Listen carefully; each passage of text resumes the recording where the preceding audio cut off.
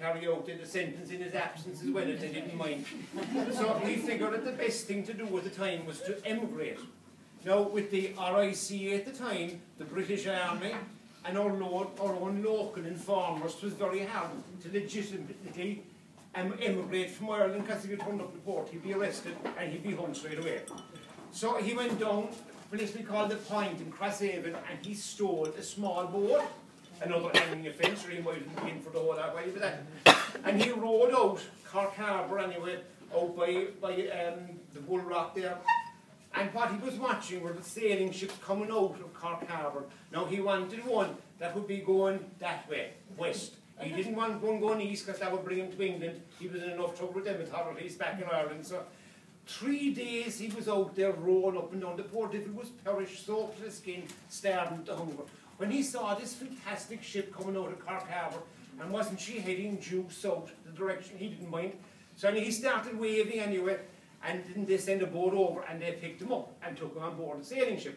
Grand altogether. Now he was on board for a while before he figured out they weren't speaking Irish, or the few words of English that he had. Weren't they speaking Italian? So anyway, by the time they got to the Red Sea, for about a month or so, by the time they got to where they were going, wasn't he fluent in Italian? And they were very handy at the Irish as well. And they didn't know what they were talking about, but they were fluent in it anyway. Anyway, they came into this beautiful Mediterranean port. Can you imagine, blue in this weather, like blue skies, blue skies, blue sea, lovely white houses along the tip. God, it looked ideal altogether, lovely fishing boats there. The Mediterranean is a beautiful place altogether. So anyway, he said to the captain, I better tell you in English, because you would have only 2 people who would understand Italian if I started going on Italian from here on. And he'd get confused. But he said to the captain, like, if he wanted to stay there, like, how would he go about taking up residence? So the captain said, no problem. I said, just go up to the local police station, report your presence, and you can fit in, no problem at all.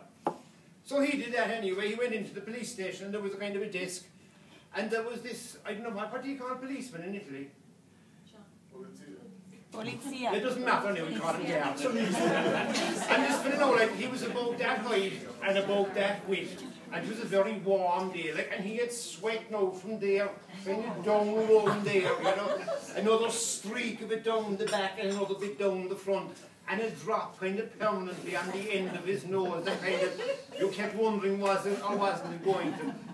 But anyway, when Muscle got talking to me, he found he was far nicer than he actually smelled, So,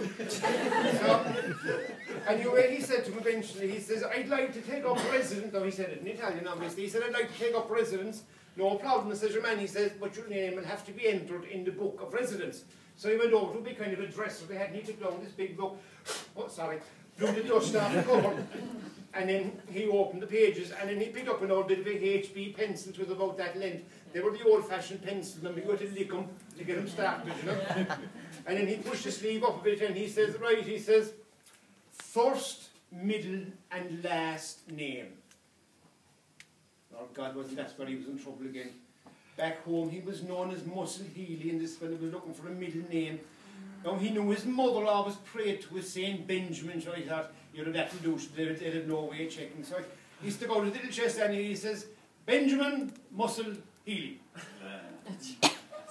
Now, was it the way that Muscle spoke Italian with an Irish accent, or your man's hearing wasn't the best? Didn't he enter it in the book as Benito Mussolini?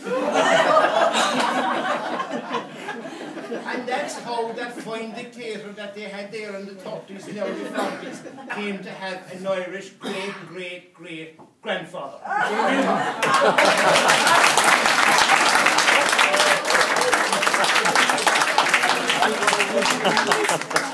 Next we have a fine singer who's got 3 fine CDs out of songs and 2 CDs of storytelling and poems.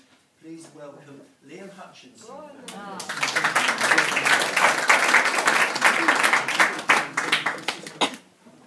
This is very good. What is this? Are you rested? And just sing, you like?